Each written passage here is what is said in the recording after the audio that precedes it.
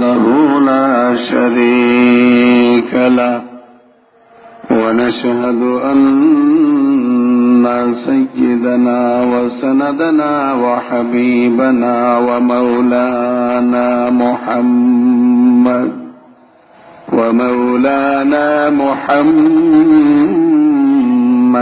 عبده ورسوله صلى الله تعالى عليه وعلى آله وأصحابه وأزواجه وأهل بيته وسلم تسليما كثيرا أما بعد فأعوذ بالله من الشيطان الرجيم بسم الله الرحمن الرحيم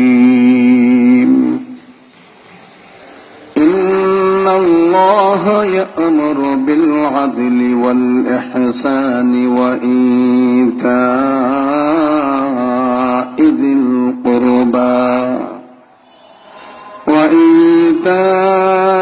ذي القربى وينهى عن الفحشاء والمنكر والبغي يعظكم لعلكم تذكرون بارك الله لنا ولكم في القرآن العظيم ونفعنا وإياكم بالآيات والذكر الحكيم اللهم صل على محمد وعلى آل محمد كما صليت على إبراهيم وعلى آل إبراهيم إنك حميد مجيد اللهم بارك على محمد وعلى آل محمد كما باركت على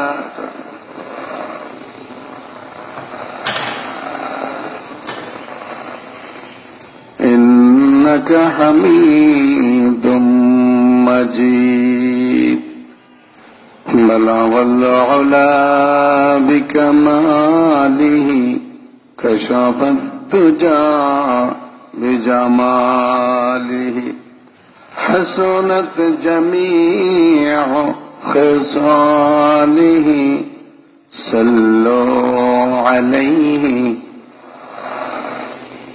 بلغ العلا بكماله كشف الدجى بجماله حسنت جميع خصاله صلوا عليه وآله الحمد لله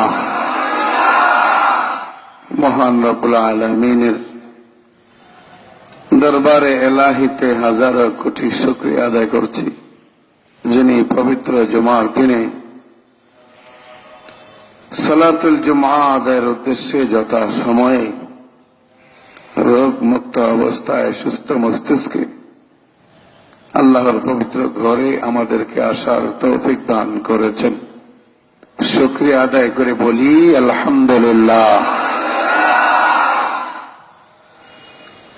গত 2 শুক্রবার আপনাদের খেদমতে পবিত্র কোরআনের সূরা নাহলের 90 নম্বর আয়াত অবলম্বনে আলোচনা হয়ে আসছে। এই আয়াতের মধ্যে আল্লাহ পাক রব্বুল আলামিন কয়টা জিনিসের কথা বলছিলেন?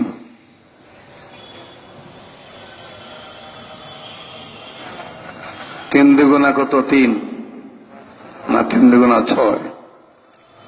এত তাড়াতাড়ি 1 সপ্তাহের ব্যবধানে যদি ভুলে যান, সংখ্যাটা যদি ভুলে যান, তাহলে কিন্তু আলোচক যিনি আলোচনা করেন তার আগ্রহ না বাড়াই যৌক্তিক, আগ্রহ বাড়বে না। মনে রাখতে হবে, আজ থেকে অঙ্গীকারবদ্ধ হন, কোরআন সম্পর্কিত যে কোনো আলোচনার যত সংখ্যা আছে, যত নাম আছে, যত ইতিহাসের সূত্র ধারা আছে, সবগুলো আমরা মুখস্থ করব। বলুন ইনশাআল্লাহ। এই আয়াতে আল্লাহ পাক রব্বুল আলামিন 6টা কথা বলেছে। কয়টা কথা? তবলিগওয়ালারাও কয়টা কথা বলে? আসমান আর জমিন আল্লাহ পাক সৃষ্টি করেছেন কয় দিনে? তো 6 একটা তাৎপর্য আছে।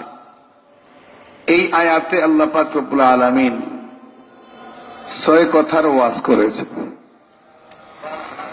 ওয়াজ যে আমরা করি বিষয় কিন্তু এমন না। আমরা ওয়াজ শিখলাম কোত্থেকে? স্বয়ং আল্লাহ পাক নিজেই ওয়াজ করে আমাদেরকে শিখাই দিয়েছেন। এই আয়াতের মধ্যে ওয়াজের কথা আছে, ইন্নাল্লাহা ইয়া'মুরু বিল আদলি ওয়াল ইহসান ওয়া ইতা'i যিল কুরবা ওয়া ইয়ানহা আনিল ফাহশা'i ওয়াল মুনকারি ওয়াল বাগই ইয়া'iযুকুম, সুবহানাল্লাহ বলবেন না? ইয়া'iযুকুম লাআল্লাকুম তাযাক্কারুন। ওয়াজ থেকে ইয়া'iযুকুম মানে আল্লাহ তোমাদের সামনে ওয়াজ করতেছেন। ইয়া'iযুকুম কেন? যাতে তোমরা মনে রাখতে পারো, যাতে তোমরা মনে। আল্লাহ পাক ওয়াজ করেছেন 6 কথার। এর মধ্যে 3টা ছিল পালনীয়, আর 3টা ছিল বর্জনীয়, 3টা ছিল গ্রহণীয়, আর 3টা ছিল দূর করার মতো বস্তু।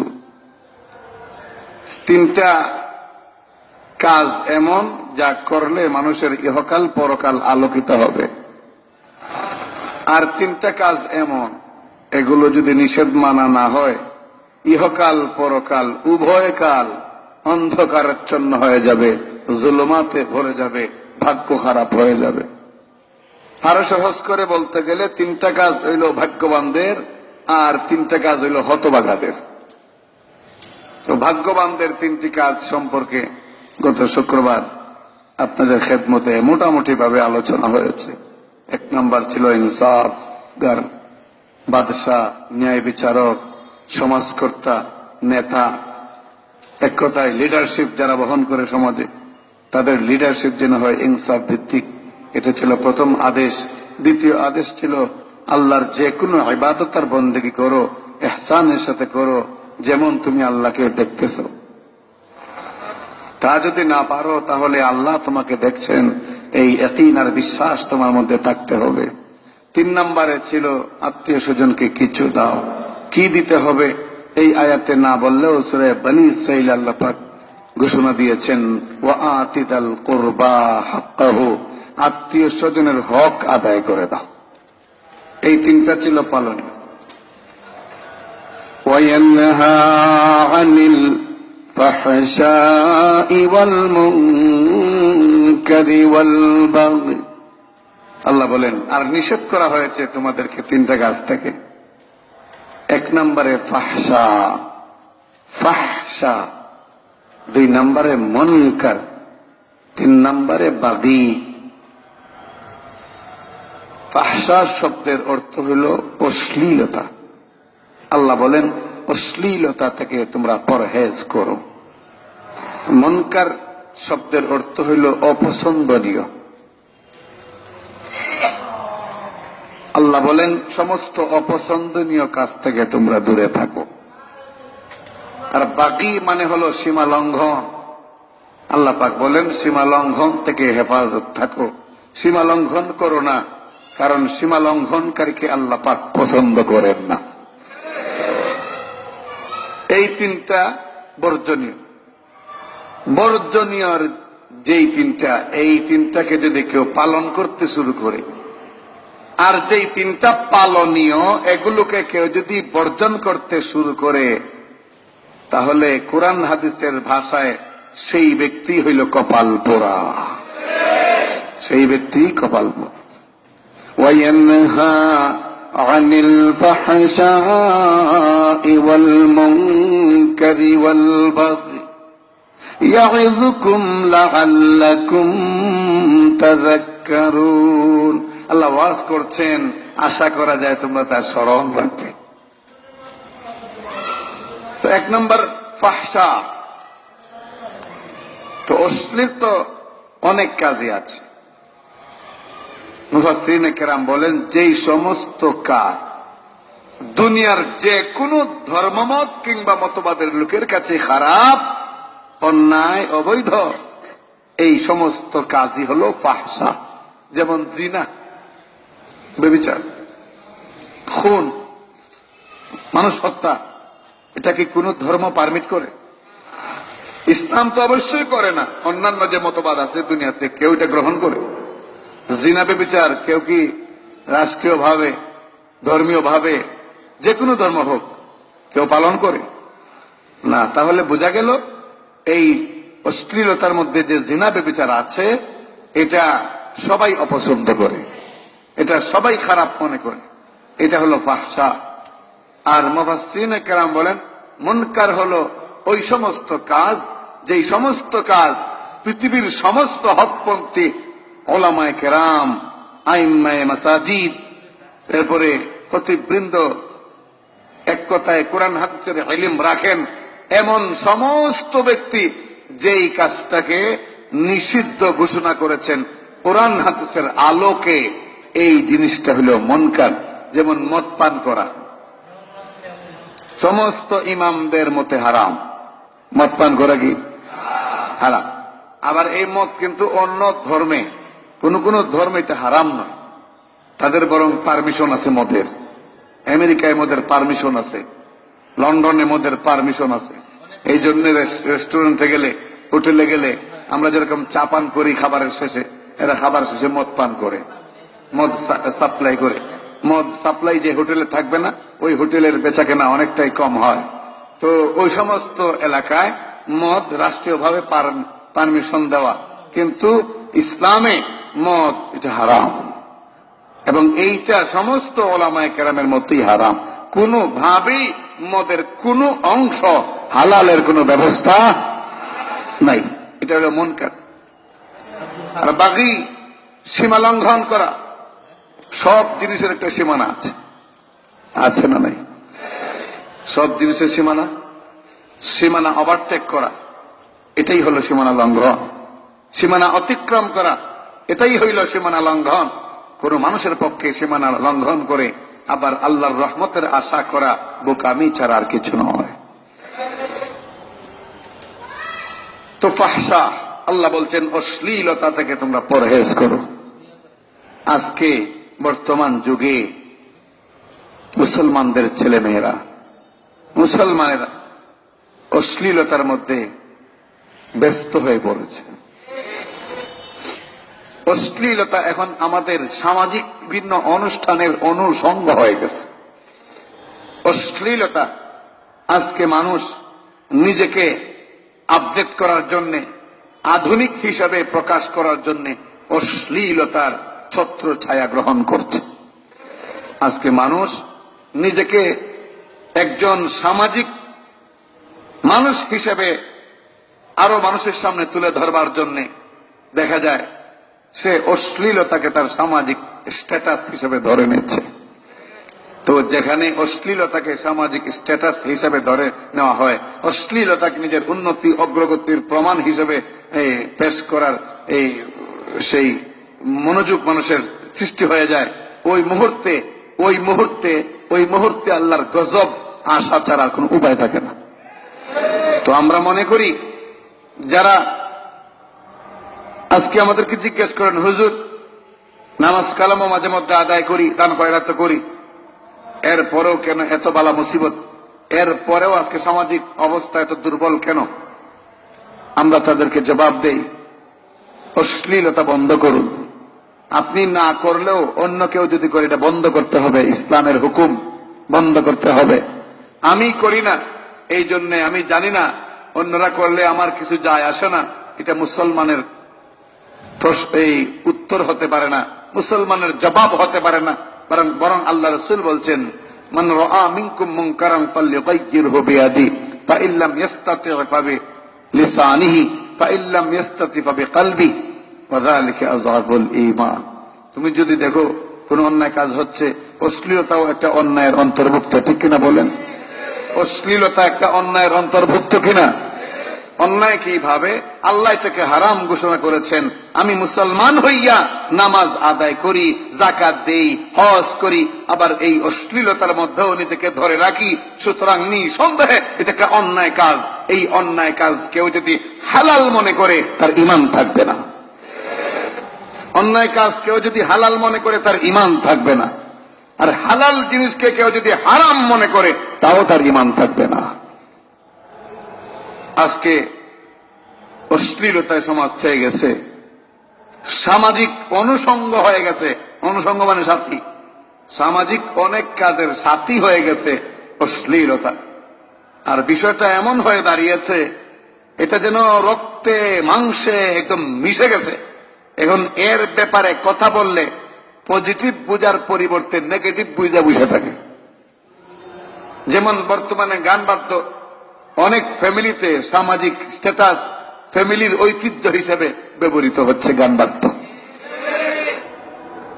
কেউ মনে করেন আমার মেয়ের বিয়েতে কিংবা আমার আত্মীয়ের বিয়েতে যদি সানাই না বাজে, যদি সারেগামা পাদানিসা না বাজানো হয়, গান বাদ্যের ব্যবস্থা যদি না থাকে, তাহলে অসামাজিক হয়ে যাব।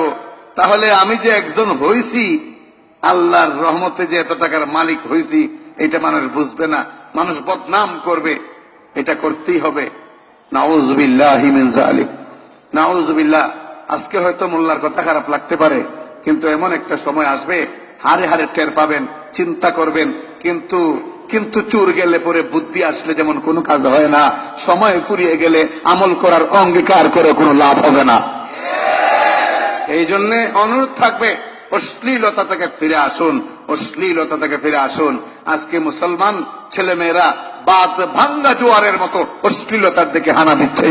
এমন এক অবস্থা, পোশাকে, আশাকে, চাল চলনে, অঙ্গভঙ্গিতে, সর্বক্ষেত্রে আজকে মুসলমান ছেলে মেয়েরা অশ্লীলতার দিকে ধাপে ধাপে অগ্রসর হচ্ছে বিরতিহীন ভাবে। পোশাক আশাকে আজকে কোনো শালীনতা নাই। আর এটাও যেন কেমন জানি সমাজের মানুষের কাছে গা শোয়া হয়ে গেছে, গা শোয়া হয়ে গেছে। মানুষ এটা সহ্য করে নিচ্ছে, মানুষ এটার প্রতিবাদ করছে না। অথচ দিন দিন পোশাকাদির যেইভাবে অবনতি ঘটছে, যদি এই মুহূর্তে সমাজকে এই পথ থেকে রক্ষা করা না যায়, অদূর ভবিষ্যতে গায়ে কাপড় থাকবে কিনা সন্দেহ আছে। আমাদের একটু চিন্তা করা উচিত ভাই, একটু চিন্তা করা উচিত। দুনিয়ার জীবনটা কই দিনের? 60, 70, 80 বছরের জিন্দগি হঠাৎ করে যদি শেষ হয়ে যায়, আজকে মারা গেলে আজকে যদি মারা যায়, তাহলে আগামীকাল 2 দিন হবে। যে কোনো সময় ইন্তেকাল করতে পারে কি পারে না? আজ থেকে 15 দিন আগে হঠাৎ করে, বলছি কিনা স্মরণ নাই আমার, আজ থেকে 15 দিন আগে হঠাৎ করে আমি যখন সিলেটের দিকে যাচ্ছি, তখন আমাদের বিবাড়িয়াতে একটা জায়গা আছে, চান্দুরা একটা স্টেশনের নাম, ওইখানে আমার গাড়িটা চলছে।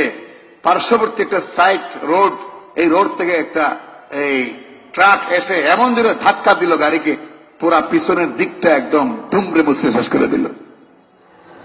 আল্লাহ পাকের শুকরিয়া আদায় করলাম, কারণ যেইভাবে ধাক্কা দিয়েছে এতে বাঁচার কথা নয়। আজকে 16 দিন হওয়ার কথা কবরে, কিন্তু আল্লাহ পাক বাঁচাইছেন। ওই সময় তো আমি, আল্লাহ চাইলে আমাকে নিয়েও যেতে পারতেন কি পারতেন না? মরণ কোন সময় আসবে কিচ্ছু বলা যায় না। আপনি ভাবছেন আমার বয়স হয়েছে কম, এখন আমি যুবক, বয়স বাড়লে দাঁড়িয়ে রাখবো, বয়স বাড়লে নামাজি হব, বয়স বাড়লে বেশি বেশি করে আল্লাহ আল্লাহ করব। কিন্তু আপনার কাছে গ্যারান্টি কি আছে আপনি যে আগামীকাল মরবেন না? কি গ্যারান্টি আছে? যদি আপনি মারা যান, চিন্তা করছেন একটাবার চিন্তা করেছেন, যদি আপনি মারা যান আর তওবা যদি নসিব না হয়, 1 ওয়াক্ত নামাজ ইচ্ছাকৃত ভাবে কেউ যদি কাজা করে, কাজার ব্যাখ্যা হইল জোহরের নামাজটা জোহরের সময় পড়লো না, সম্পূর্ণ বিনা কারণে শুধু অলসতা করে সে নামাজটা পড়লো পরের দিন, কিংবা নামাজটা পড়লো মাগরিবের পরে, কাজা হয়ে গেল। এটার নাম কি? কাজা। বিনা কারণে এই কাজাটা করলে একদম সহি হাদিসের রওয়ায়াত, এই রওয়ায়াতের সনদে বিন্দু মাত্র কোনো কিল কাল নাই, বিন্দু মাত্র কোনো সন্দেহ নাই, একদম সহি হাদিস। আল্লাহ রাসূল বলেন 2,88,00,000 বছর এই যে শুধু কাজা করলো, নামাজ কিন্তু বাদ দেয় নাই, আদায় করছে ঠিকই, কিন্তু ওয়াক্তের ভিতরে আদায় না করে অন্য ওয়াক্তে আদায় করেছে। আল্লাহ রাসূল বলেন শুধু এই অপরাধের জন্য 2,88,00,000 বছর জাহান্নামে জ্বলবে। যদি তাই হয় আমার প্রাণের ভাইরা, যারা একদম বাদ দিয়া দিবে, নামাজ আদায়ই করবে না, তার শাস্তির পরিমাণ কিন্তু হাদিসে বলা হয় নাই, তার শাস্তির পরিমাণ কোরআনে বলা হয় নাই। সুতরাং মুহাদ্দিসিনে কেরাম ব্যাখ্যা করেছেন, মুফাসসিরিনে কেরাম ব্যাখ্যা করেছেন, যারা একেবারে নামাজ ইচ্ছা করে বাদ দিয়া দেয়, তাদের ক্ষেত্রে আল্লাহ রাসূলের ওই হাদিস, যে ব্যক্তি ইচ্ছা করে নামাজ বাদ দিয়া দেয়, ফাকাদ কাফার, ফাকাদ কাফার, ফাকাদ কাফার, ফাকাদ কাফার, ফাকাদ কাফার, সে কাজটা কাফেরের মতো করলো। অনেকে তর্জমা করেন সে কাফের হয়ে গেল, এই তর্জমা সহি নয়, এই তর্জমা সহি নয়। বিজ্ঞ মুহাদ্দিসিনে কেরাম এর ব্যাখ্যা করেছেন, অর্থ করেছেন, তার কাজটা কাফেরের মতো হয়ে গেল, তার কাজটা কার মতো হয়ে গেল? কাফেরের মতো হয়ে গেল। সুতরাং আমার প্রাণের ভাইরা, একটু চিন্তা করুন, এই যে বয়সটা পাইয়া, দুনিয়ার সম্পদ পাইয়া, আল্লাহ দিছে, বাড়ি গাড়ির মালিক হয়েছেন, আপনার মতো লোক, আপনার শরীরে যেরকম রক্ত, আপনার শরীরে যেমন গোশত, আপনার শরীরে যেমন চামড়া, আপনার শরীরে যেমন চোখ আছে, নাক আছে, কান আছে, হাত আছে, পা আছে, পেট আছে, পিঠ আছে, এইরকম অঙ্গ প্রত্যঙ্গওয়ালা অসংখ্য মানুষ আজকে জুমার নামাজের পরে গেইটের সামনে পাবেন কি পাবেন না? গেইটের সামনে পাবেন কি পাবেন না? যারা একটা থলি দিয়ে বসে আছে আর বলে ভাই 10 টাকা দেন, ভাই 20 টাকা দেন, আল্লাহ আপনাকে দিবে। এই যে ভিক্ষুক, এই যে ভিক্ষুক, এই যে ভিক্ষুক, আল্লাহ যদি চাইতেন, আল্লাহ যদি চাইতেন, এই ভিক্ষুকের থলি ভিক্ষুকের হাতে না রেখে আমার আপনার হাতে দেয়া দিতে পারতেন, আর আমাকে আপনাকে ওই মসজিদের সামনে থলি দিয়া বসাইয়া দিতে পারতেন। আল্লাহর এই শক্তি আছে না নাই? একটু আওয়াজ করে বলুন, আছে না নাই? আল্লাহর এই শক্তি অবশ্যই আছে। তো কিসের উপর এত ভরসা করছি? কিসের উপর আমাদের এত আত্ম অহংকার? কিসের উপর আমাদের এত আত্মম্বরিতা? কিসের উপর আমাদের আজকে এত বেটাগিরি? এই মুহূর্তে আজরাইল ধরলে আসলে আমাদের দিলটাও কেমন জানি শক্ত হয়ে গেছে। মরণ তো দেখি আমরা ডেলি, জানাজা পড়াই, জানাজা পড়ি, লাশ দেখি, আর কবরস্থানে যাই, একটু সময় নীরবে দাঁড়ায় থেকে একটু দোয়া করে চলে আসি। এটা যেমন আমাদের কাছে খুব ইজি ব্যাপার হয়ে গেছে, ইজি ব্যাপার হয়ে গেছে। কিন্তু একটাবার চিন্তা করি না, যে এই লোকটা দুনিয়া থেকে চলে গেল, যে এই লোকটা দুনিয়া থেকে চলে গেল, তার ছেলেরা আর আব্বা ডাকতে পারবে না, এতিম হয়ে গেল, তার স্ত্রী আর স্বামীর সঙ্গ গ্রহণ করতে পারবে না, সে বিধবা হয়ে গেল, তার মা আর তার ছেলেকে নাম ধরে ডাকতে পারবে না, সে সন্তান হারা হয়ে গেল, তার সম্পদ আর সে ভোগ করতে পারবে না, সবকিছু তার থেকে বিক্ষিপ্ত বিচ্ছিন্ন হয়ে গেল। এই চিন্তাটা করে একটা জানাজা আদায় করলে গোটা জিন্দগির আমল সত্য হওয়ার জন্য যথেষ্ট। একটু চিন্তা করা উচিত, একটু চিন্তা করা উচিত। যেইভাবে আজকে যুবকরা, যেইভাবে আজকে যুব সমাজ অন্যায়ের প্রতি অগ্রসর হচ্ছে, অবস্থা এমন দাঁড়িয়েছে, যুব সমাজ যেন ইবাদত বন্দেগী তেমন করা লাগে না, এমন যেন কেমন একটা মাসালা তারা পেয়ে গেছে। চলাফেরায় এরকমই মনে হচ্ছে, কোন বাস বিচার নাই, কেবল বয়সী যারা, প্রাপ্তবয়স্ক বৃদ্ধ যারা, তারাই কেবল ইবাদত বন্দেগী করবে, মসজিদে আসবে, নামাজ পড়বে, আর যুবকরা না পড়লেও কোনো সমস্যা নাই। এইরকম কেমন কেমন জানি একটা আচরণ যুবকদের মাঝে চলে এসেছে। আল্লাহর ওয়াস্তে একটু চিন্তা করুন, আল্লাহর দোহাই দিয়ে বলছি, ফিরে আসুন কল্যাণের পথে, ফিরে আসুন ইসলামের পথে, ফিরে আসুন ঈমান ও আমলের পথে। আল্লাহ পাক দেখবেন ইহকাল পরকাল আলোকিত করে দিবেন। وينهى عن الفحشاء والمنكر, অশ্লীলতা, এই অশ্লীলতা থেকে নিজেকে মুক্ত রাখতে হবে। আচ্ছা বলুন তো, আমার স্ত্রীর শরীরের কোন অংশ অন্য কোন পুরুষের জন্য দেখা, ইসলামের বক্তব্য একটু পরে বলছি। সাধারণ মানসিক যে একটা জ্ঞান, মানসিক পৌরসিক যে একটা জ্ঞান, পুরুষ হিসাবে আমার স্ত্রীর অঙ্গ প্রত্যঙ্গ আরেকজন দেখতে, সেটা 1 ইঞ্চি পরিমাণে হোক, 1 বিগত পরিমাণে হোক, চুল পরিমাণে হোক, অন্য পুরুষ দেখবে আমার স্ত্রীর কোন অঙ্গ প্রত্যঙ্গ, ইসলামের বক্তব্য আপাতত এখানে মুলতবি রেখে মানবিক দৃষ্টিভঙ্গিতে বলেন, এটা কি আসলে কোন সুপুরুষের কোন সামাজিক স্ট্যাটাস হতে পারে? এটা কোন সুপুরুষের পক্ষে সুনামের কথা হতে পারে?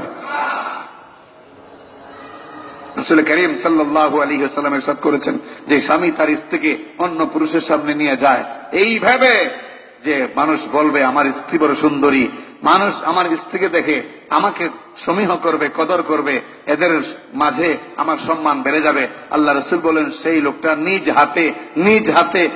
হাতে জাহান্নামের ঠিকানা তৈরি করে নিল, নিজ হাতে জাহান্নামের ঠিকানা তৈরি করে নিল। আজকে এটা কোনো দূষণীয় মনে করা হয় না, দূষণীয় মনে করা হয় না। একটু গভীরে গিয়া এই সংক্রান্ত আলোচনা করলে অনেকের কষ্ট লাগে, মুখটা বেজার হয়ে যায়। বলেন, মনে মনে ভাবেন হুজুরকে তো ভালো মনে করি, হুজুর এই সমস্ত তো ভিতরে গিয়ে আলোচনা না করিয়া রসগোল্লার ওয়াজ করতো, রসমালের ওয়াজ করতো, আমরা আরামে শুনতাম, হাসতাম, কিছু কাটতাম, মজা লাগতো।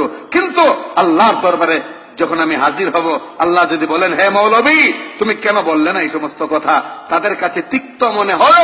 100 বার তিক্ত মনে হওয়ার পরে 101 বারের সময় তো এমনও হইতে পারতো যে আমি তাদেরকে দয়া করতাম, আর তারা এই কথার গুরুত্ব বুঝতো, সারা জিন্দেগীর জন্য তওবা করত, আগামী ভবিষ্যতের জন্য পরহেজ করত। তুমি কেন এই কথাটা বললা না? তখন জবাবটা কি হবে? তখন আমার এই সারা বছরের বেতনে গোলাইব নি এই সময় অবস্থা কি হবে? এই জন্য একটু তিক্ত মনে হলো কথাগুলোর অভিজ্ঞতার আলোকে বুঝার চেষ্টা করুন, দুনিয়ার সামান্যতম ওই চাকচিক্যময় রঙিন জীবন হঠাৎ করে শেষ হয়ে যাবে, হঠাৎ করে ফুরিয়ে যাবে। আরে জাহেল না হো গাফিল, তুঝে দুনিয়া সে জানা है, अरे जाहिल न हो गाफिल तुझे दुनिया से जाना है, तुझे एक दिन खुदा के पास अपना मुंह दिखाना है, तुझे एक दिन खुदा के पास अपना मुंह दिखाना है। চলে যেতে হবে, অবশ্যই চলে যেতে হবে। এই চেহারা কি আল্লাহর সামনে নিতে হবে না? এই চেহারা কি আল্লাহর সামনে নিতে হবে না? হাদিসে কুদসির মধ্যে আল্লাহ পাক বলেন, হাসরের মাঠে বান্দারা আমার দরবারে আসবে, আসার পরে সবার চেহারা নিজ দিকে চেয়ে থাকবে, তারা আমার চোখে চোখ রেখে তাকাতে পারবে না। একমাত্র ওই সমস্ত বান্দারা যারা আমার বিধান পালন করেছে, আমার নবীর তরিকা অনুযায়ী, এরা সেদিন এই কঠিন মুহূর্তেও আমার নুরানি চেহারা, কুদরতি চেহারার দিকে তাকিয়ে থাকবে, কুদরতি চেহারার দিকে তাকিয়ে থাকবে। সেদিন আমি তাদেরকে বলবো, তোমরা যা বলো আজকে তোমাদের সব শখ আমি পুরা করে দেব। একটু চিন্তা করি, একটু ফিকির করি, বিষয়গুলো একটু খেয়াল করি। আজকে অশ্লীলতা বৃদ্ধি পাওয়ার 1 নাম্বার কারণ হইল পর্দা প্রথা।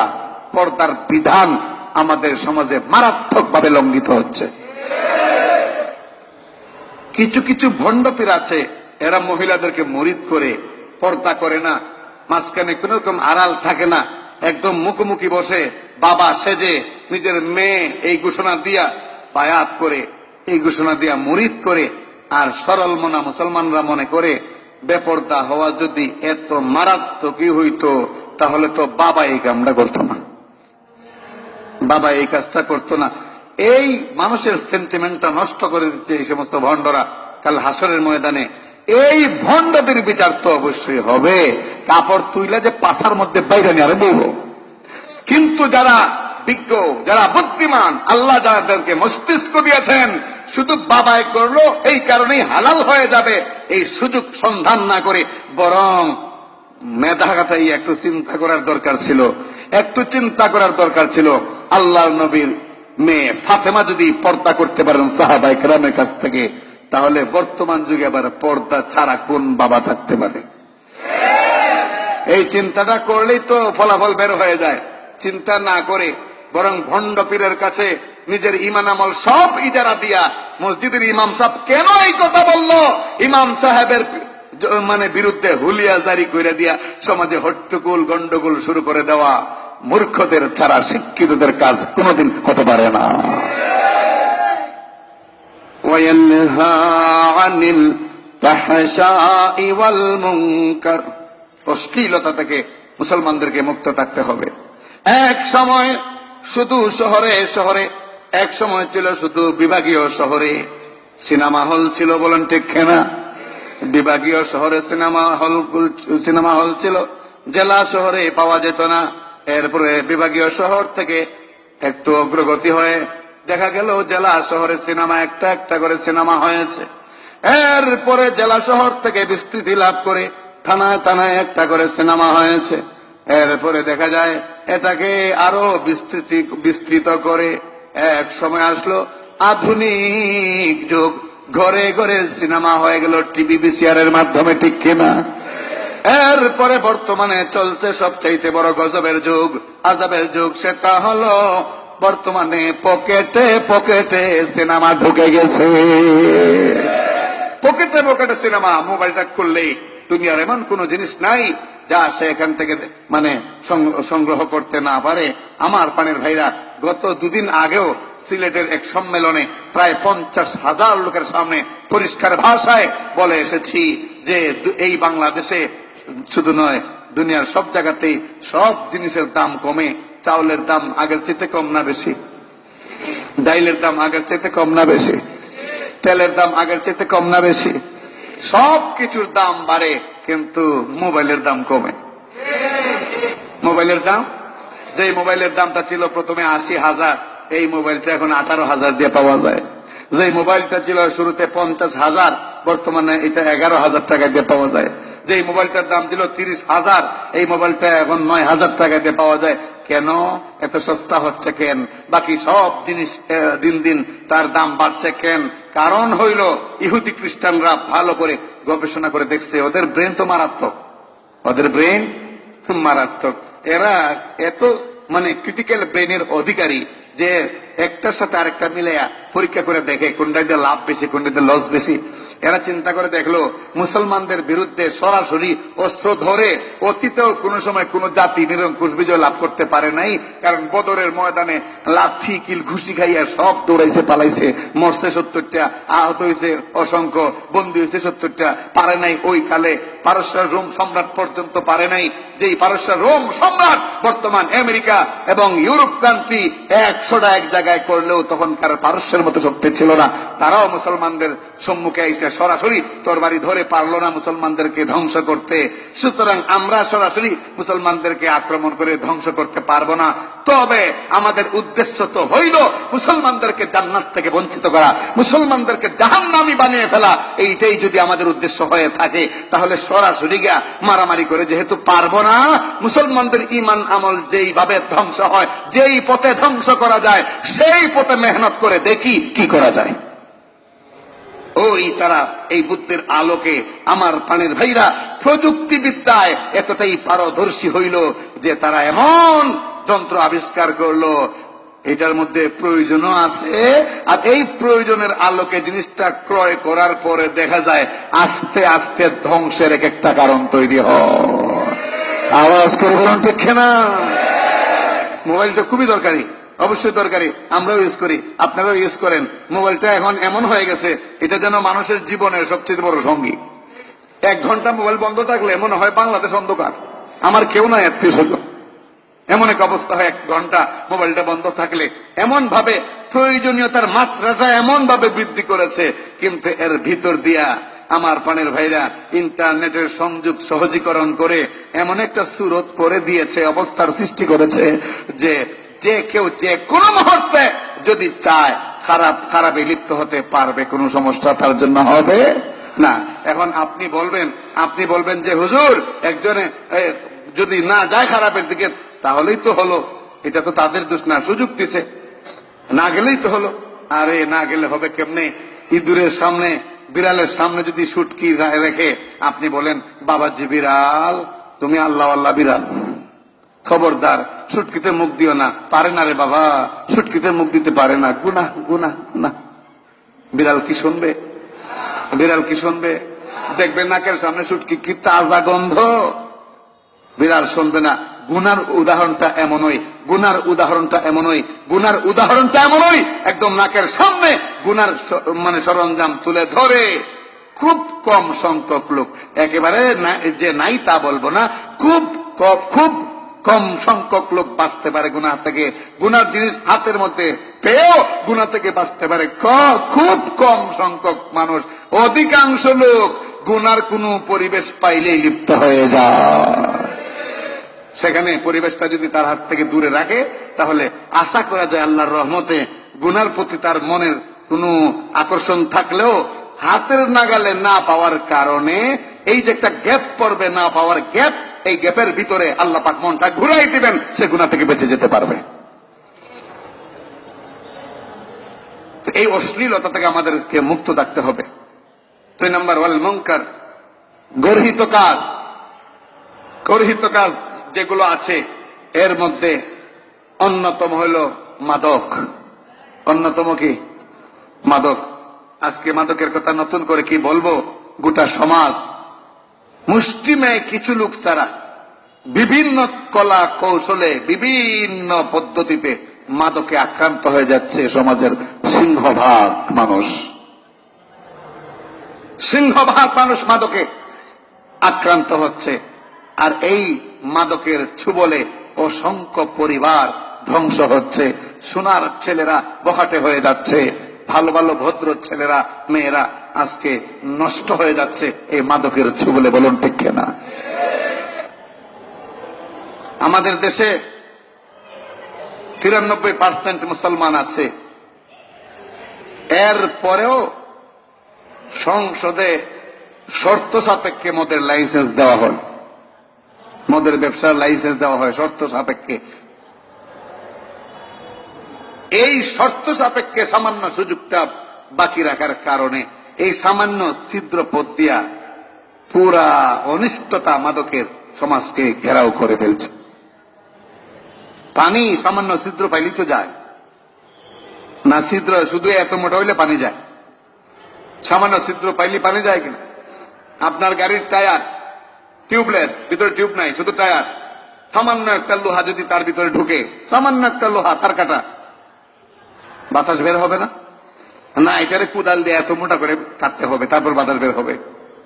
তো সামান্য একটা ছিদ্র হলে যেরকম গোটা গাড়িটা অচল হয়ে যায়, চাকা পাল্টানোর আগে আর সামনে অগ্রসর হওয়ার চিন্তাই করা যায় না, ঠিক তেমনি ভাবে আমার পানের ভাইরা মাদকের সুযোগ সুবিধা, মদের সুযোগ সুবিধা সামান্য রাখা যায় কথা, এত বড় রাস্তার আগে একই কথা, অন্যায় হবেই, অপরাধ হবেই, জাতির ধ্বংস হবেই।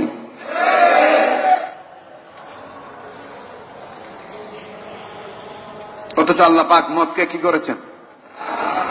ইয়াসআলুনাকা আনিল খামরি ওয়াল মাইসির কুল ফীহিমা ইসমুন কাবীরুন ওয়া মানাফিউ লিন-নাস ওয়া ইসমুহুমা আকবারু মিন নাফইহিমা। আল্লাহ পাক রব্বুল আলামিন বলেন সূরা বাকারার 219 নম্বর আয়াতে, ইয়াসআলুনাকা আনিল খামরি ওয়াল মাইসির, মদ আর জুয়া সম্পর্কে হে রাসূল আপনাকে লোকেরা প্রশ্ন করে। এই লোকেরা বলতে হযরত উমর রাদিয়াল্লাহু আনহুকে বোঝানো হয়েছে। বলেন সুবহানাল্লাহ। মদ ইসলামের প্রথম যুগে হালাল ছিল। কি ছিল?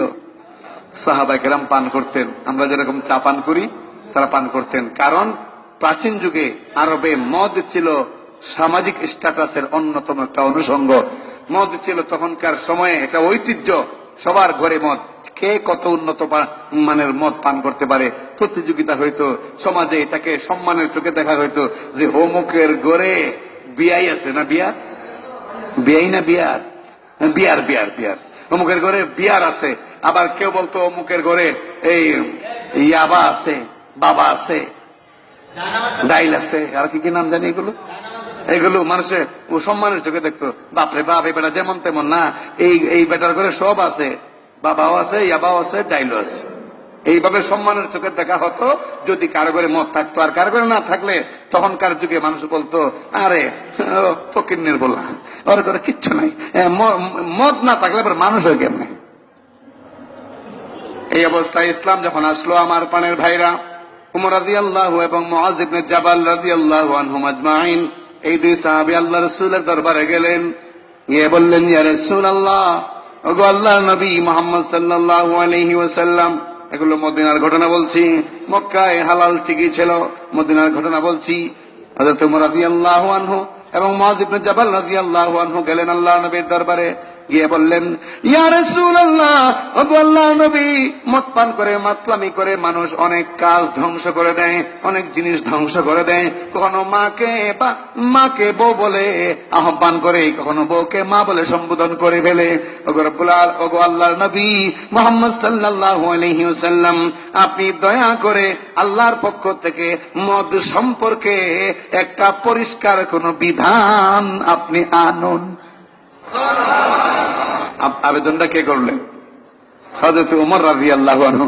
এই জন্য ইতিহাসে বলা আছে, উমরের কাছে কিয়ামত পর্যন্ত সমস্ত মুসলমানেরা ঋণী, কারণ উমরের অনেক কথার জবাবে আল্লাহ পাক অনেক বিধান ইসলামে নাজিল করেছেন। এর মধ্যে পর্দার বিধান উমরের আবেদনে আল্লাহ পাক নাজিল করেছেন। সুবহানাল্লাহ। হযরত উমর ফারুক রাদিয়াল্লাহু আনহু যখন এই কথা বললেন, আমার প্রাণের ভাইরা, আল্লাহ নবী বললেন, হে ওমর, ভালো করে জানো, তোমার নবী কখনো মন গড়া কোনো কথা বলেন না।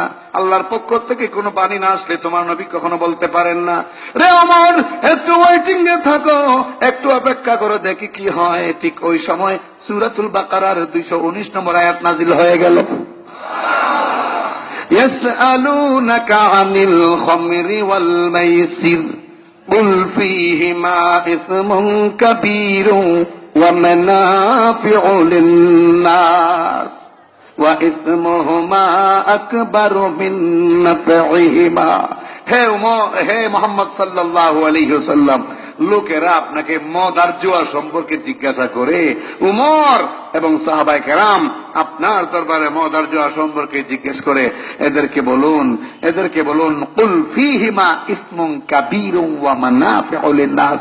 এদেরকে বলুন, এই মদ আর জুয়ার মধ্যে মুসলমানদের জন্য রয়েছে মারাত্মক ক্ষতির জিনিস, মারাত্মক ক্ষতির জিনিস,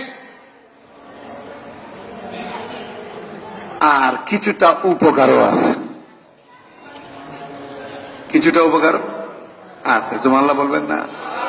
সুবহানাল্লাহ এই জন্য বলবেন না যে মদের মধ্যে উপকারের কথা পাওয়া গেছে এই জন্য, বরং এইটা এই জন্যই সুবহানাল্লাহ বলবেন যে আল্লাহ কত বড় কৌশলী, আল্লাহ কত বড় কৌশলী।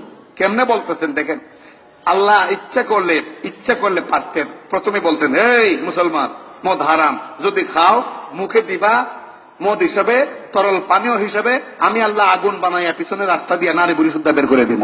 আল্লাহ বলতে পারতেন কি পারতেন না? এইভাবে ফার্স্ট চান্সে, প্রথম চান্সেই মদ হারাম করতে পারতেন কি পারতেন না?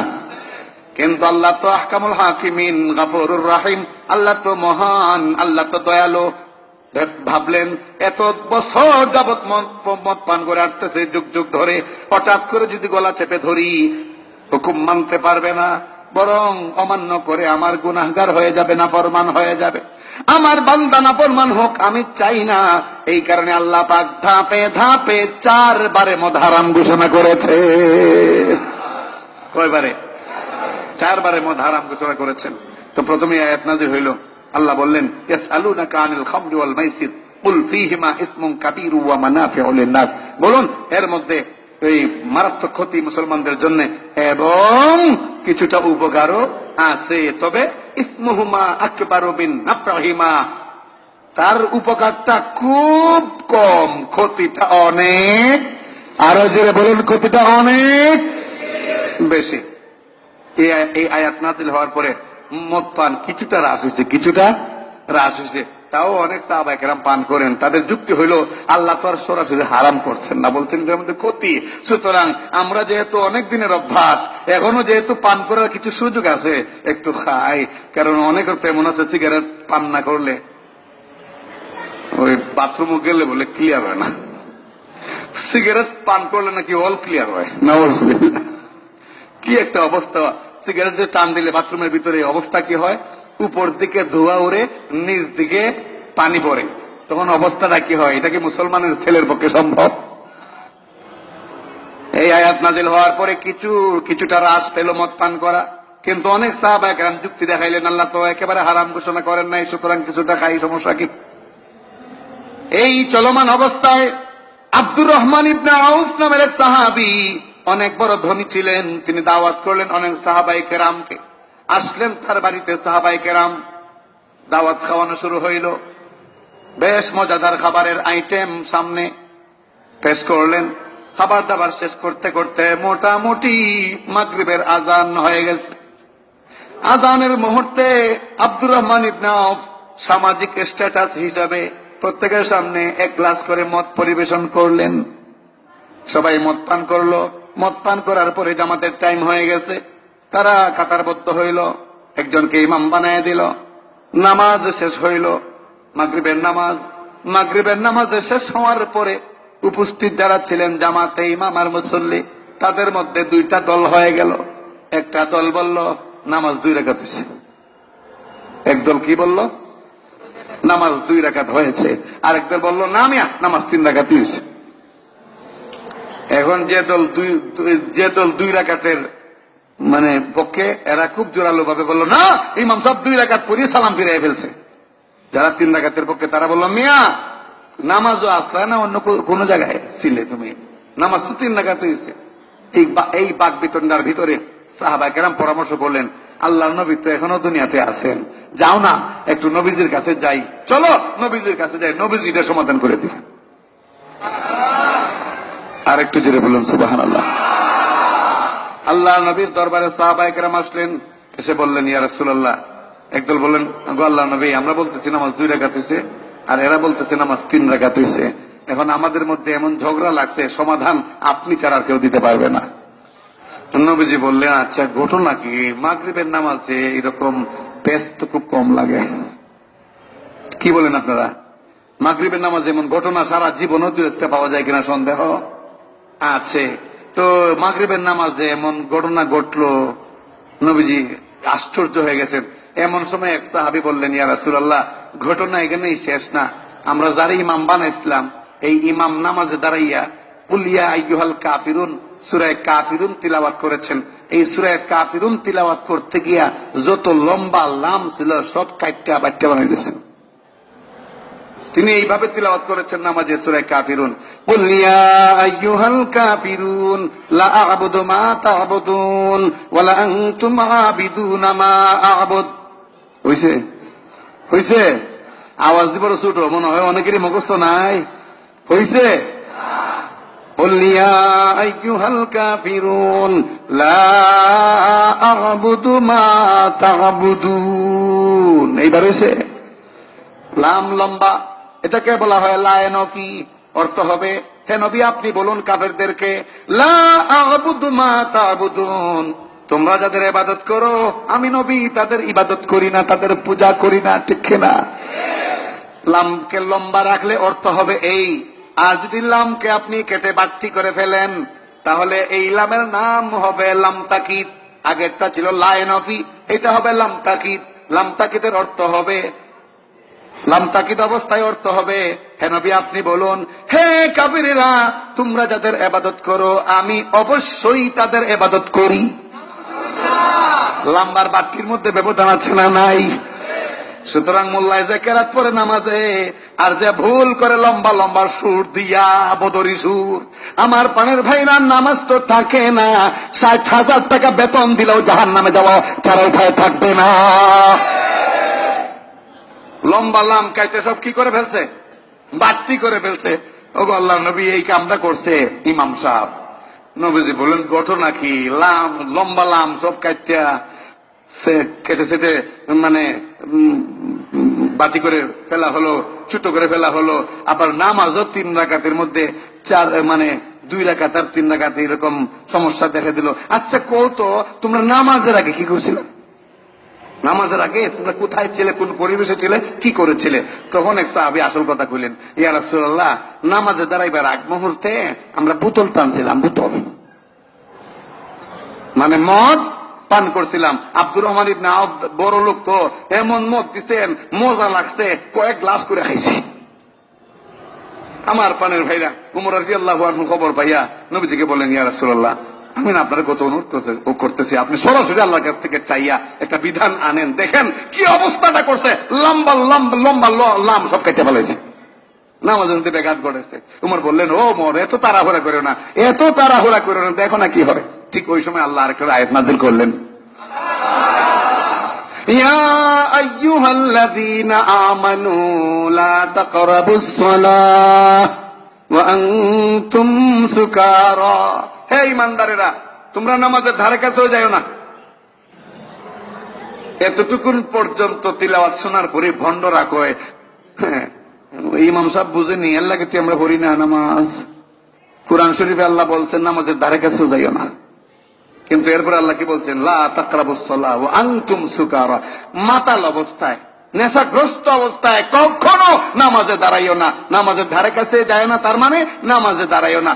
সম্পূর্ণ হুশ জ্ঞান ঠিক থাকা অবস্থায় নামাজে দাঁড়াইবা, কারণ সেটা আল্লাহর দরবার, ঠিক না? এই আয়াত নাজিল হওয়ার পরে মদ পান আরো কিছুটা কমলো। কিছু সাহাবায়ে কেরাম এটা জারি রাখলেন। তাদের যুক্তি হলো, আল্লাহ বলছেন নামাজের আগে পারবে না, কিন্তু নামাজের অনেকক্ষণ আগে খাইলে সমস্যা নাই। এই অবস্থায় মদ পান কিছুটা কমলো, কিন্তু এখনো বাকি আছে। এমত অবস্থায় ইতবান ইবনে মালিক নামের আরেকজন সাহাবী, ইতবান ইবনে মালিক, উনিও বড় লোক ছিলেন, দাওয়াত করলেন সাহাবায়ে কেরামকে। দাওয়াত শেষে মদ পরিবেশন করলেন। মদ পরিবেশন করার পরে আমার পানের ভাইরা, মদ পান করলে মানুষের সেন্স ঠিক থাকে না, মাতলামি চলে আসে। সেদিন আমি যাচ্ছি সিলেটে, এক প্রোগ্রাম থেকে আরেক প্রোগ্রামে, রাত বাজে 12:30। এমন সময় রাস্তার কিনারে দেখি উঁচু একটা জায়গার মধ্যে দাঁড়াইয়া এক লোক বক্তৃতা করছে। তার পরনে হাফ প্যান্ট পরা, চুল উস্কু কুস্কু, সে বক্তব্য দিচ্ছে, আমি শেখ হাসিনা বলছি। সে কি হয়ে গেছে, আমি দেশের প্রধানমন্ত্রী বলছি। হে প্রধানমন্ত্রী হলো আমাদের নারী, হে পুরুষ প্রধানমন্ত্রী হয়েছে। আমি ড্রাইভারকে বললাম, কি হয়েছে রে? কই হুজুর খাইছে। কি হয়েছে? খাইছে। আমি কি খাইছে? হুজুর মদ খাইছে, এই কারণে মদ খাইয়া ও দেখে প্রেসিডেন্ট হয়ে গেছে। ইতবান ইবনে মালিকের বাড়িতে দাওয়াতের শেষে ইতবান ইবনে মালিক মদ পরিবেশন করলেন সবার সামনে। তারা মদ পান করলেন। মদ পান করার পরে কবিতার আসর বসলো। সুন্দর সুন্দর ছন্দমালা দিয়া কবিতা। হযরত সাআদ ইবনে আবি ওয়াক্কাস, একজন বুজুর্গ সাহাবী, আল্লাহর নবীর বয়স্ক সাহাবী, উনি কবিতা পাঠ করতে গিয়া মদিনার আনসার সাহাবায়ে কেরাম যারা আছে, এদের মধ্যে যারা যুবক, এই যুবকদের অনেক মন্দ কথা তিনি কবিতার মাধ্যমে বলতে শুরু করলেন। এমনিতেই সবাই মদ পান করে মাতাল অবস্থায়। আবার যখন আনসার যুবকরা দেখলো আমাদের বিরুদ্ধে তিনি বক্তব্য পেশ করছেন, একটা আনসার যুবক বরদাস্ত করতে না পেরে উটের একটা পুরানো হাড্ডি, উটের একটা মরা হাড্ডি, ওই হাড্ডিটা হাতে নিয়া এমন ভাবে ঢিল মারলো, সাদ ইবনে আবি ওয়াক্কাসের মাথা বাইটা রক্ত পড়তে শুরু করলো। একটা দৌড় দিয়ে নবীজির দরবার আসলেন, আয়েশা বিচার দায়ের করলেন। আমার পানের ভাইরা, এমন সময় ওমর আসলেন, ইয়া রাসূলুল্লাহ, কত করে বললাম, লম্বা লম্বাটি হয়ে যাচ্ছে, মানুষের মাথা ফেটে যাচ্ছে। এরপরও যদি আপনি আল্লাহর কাছে চেয়ে যদি মদের ব্যাপারে চূড়ান্ত কোনো ফয়সালা না নেন, জাতি ধ্বংস হয়ে যাবে। ওমরের এমন আবেগ ঘন আবেদনে আল্লাহ রাসূল সারা দিয়ে আল্লাহর দরবারে ওমরের সামনে হাত তুলে বললেন, আল্লাহুম্মা বায়্যিন লানা ফিল খামরি বায়ানান শাফিয়া। আল্লাহ, মদ সম্পর্কে পরিষ্কার একটা বক্তব্য আমাদেরকে দেন। মদ সম্পর্কে পরিষ্কার একটা বক্তব্য আমাদেরকে দেন, পরিষ্কার একটা বিধান আমাদের উপর জারি করেন, চালু করেন। ওই সময় আল্লাহ পাক সূরা মাইদার 90 এবং 91 নম্বর আয়াত দুইটা নাজিল করে কিয়ামত পর্যন্ত মদ হারাম ঘোষণা করলেন। ইয়া আইয়ুহাল্লাযীনা আমানু ইন্নামাল খামরু ওয়াল মাইসিরু ওয়াল আনসাবু ওয়াল আজলামু রিজসুম মিন আমালিশ শাইতান ফাজতানিবুহু লাআল্লাকুম তুফলিহুন। আল্লাহ বলেন, হে ঈমানদারেরা, তোমাদের জন্য মদ, জুয়া, মূর্তি, ভাগ্য নির্ধারক সহ এই অপরাধমূলক কাজগুলো কিয়ামত পর্যন্ত বন্ধ করে দেওয়া হলো, নিষিদ্ধ ঘোষণা করা হলো, কারণ এগুলি ঘৃণিত কাজ, শয়তানের কর্মকাণ্ড। রিজিসুম মিন আমালিশ শয়তান। আমার কথা না ভাই, রাগ করবে না আমার প্রতি কেউ। আমালিশ শয়তান, কোরআনের আয়াতের অর্থ বলছি, আমালিশ শয়তান। আল্লাহ বলেন, প্রথমে বলছেন রিজিসুন, এই কাজগুলি মারাত্মক ঘৃণিত। আমালিশ শয়তান, শয়তানের কর্মকাণ্ড। এগুলো থেকে তোমরা পরহেজ করো, তাহলে আল্লাহ পাক তোমাদেরকে দুনিয়া এবং আখিরাতে কি করবেন? সফল করবেন। আমার পাড়ের ভাইরা, এরপরে মদ হারাম ঘোষণা হইল। মদ আর কিয়ামত পর্যন্ত হালাল না, পরিমাণে যাই হোক, পরিমাণে কম হোক, মদ হারাম। তো 2 নম্বরে অশ্লীল, 1 নম্বরে অশ্লীল কাজ, 2 নম্বরে গর্হিত মন্দ কাজ, 3 নম্বরে বাগী, সীমা লঙ্ঘন, কোনোভাবে ঠিক নয়। আমাদেরকে খেয়াল করতে হবে সীমা লঙ্ঘন যাতে না করি। অনেকে আছেন অনেক কথা বলে ফেলেন, অনেক কথা বলে ফেলেন, চিন্তাও করেন না কি বলতেছি। কোন সময় বিপদ আপদে পড়লে কেউ যদি বলে ভাই নামাজ কালাম পড়ো, আল্লাহ বিপদ আপদ দূর করবো, তখন অনেকে রাগের বশবর্তী হয়ে বলে ফেলে, ও আমি দেখছি আর নতুন কোন ওয়াজ আছেন? দেখো নামাজ আমার বাপ দাদার আমল থেকে আমি নামাজ পড়ে আইতেছি, এরপরও বাপ দাদার আমল থেকে যেরকম ঋণ করে চলতেছি, এখন এরকম ঋণ করে চলতেছি। আর নতুন কোন ওয়াজ থাকলে বলো। এই সমস্ত কথায় কিন্তু ঈমান চলে যায়। এই সমস্ত কথায় কি চলে যায়?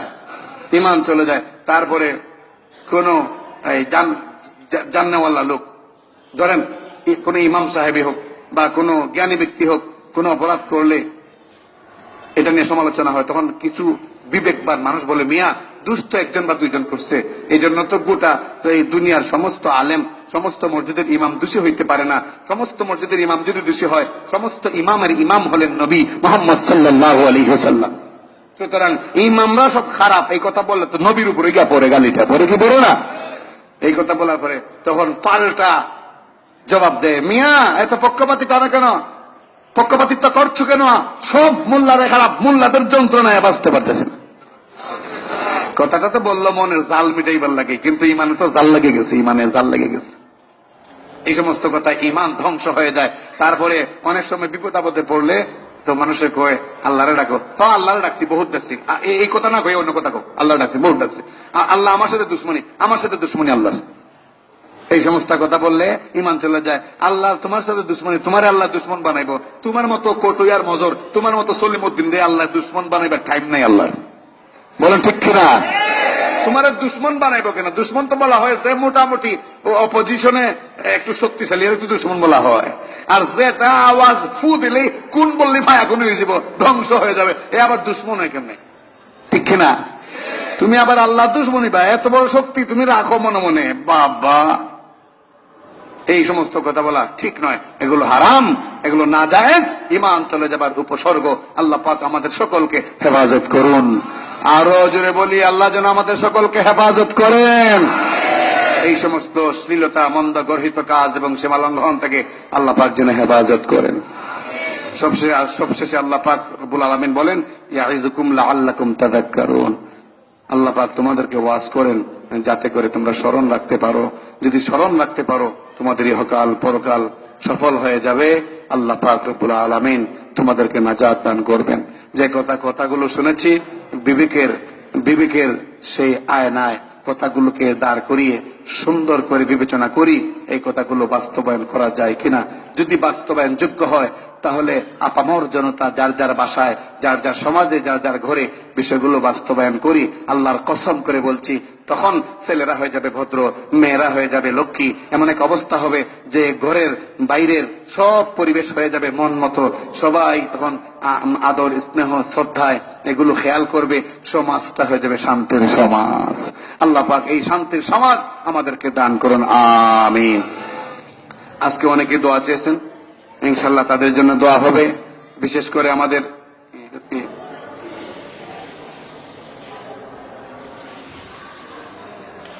এসএসসি পরীক্ষার্থীর জন্য দোয়া হয়েছে, আরো হবে ইনশাল্লাহ। আরেক ভাই আলামিন, তার মায়ের জন্য দোয়া চাইছেন, ইনশাল্লাহ দোয়া হবে। দোয়া চাইছেন আমাদের হাজী মুকসেদ ভাই, ওনার নাতির জন্য, ইনশাল্লাহ দোয়া হবে। দোয়া চেয়েছেন আমাদের মসজিদ কমিটির সাবেক সদস্য জনাব আসলাম সাবু মরহুম, ওনার জন্য, তার পরিবারের পক্ষ থেকে দোয়া চেয়েছেন। তারপরে আসলাম নামের আমাদের এক মুসল্লি, তার বাবা খুব অসুস্থ, দোয়া চেয়েছে। আরো অনেকে দোয়া চেয়েছেন। সিরাজ ভাই নামে আমাদের এক মুসল্লি, ওনার ছেলে বিদেশে আছে, বিপদে, দোয়া চেয়েছেন। মা বাবার জন্য দোয়া চেয়েছেন। ইনশাআল্লাহ দোয়া হবে। আস্তাগফিরুল্লাহ রাব্বি মিন কুল্লি যামবিন ওয়া আতুবু ইলাইহি লা হাওলা ওয়া লা কুওয়াতা ইল্লা বিল্লাহিল আলিয়্যিল আযীম। আস্তাগফিরুল্লাহ রাব্বি মিন কুল্লি যামবিন ওয়া আতুবু ইলাইহি লা হাওলা ওয়া লা কুওয়াতা ইল্লা বিল্লাহিল আলিয়্যিল আযীম। اللهم صل على سيدنا ونبينا وشفيعنا وحبيبنا ومولانا محمد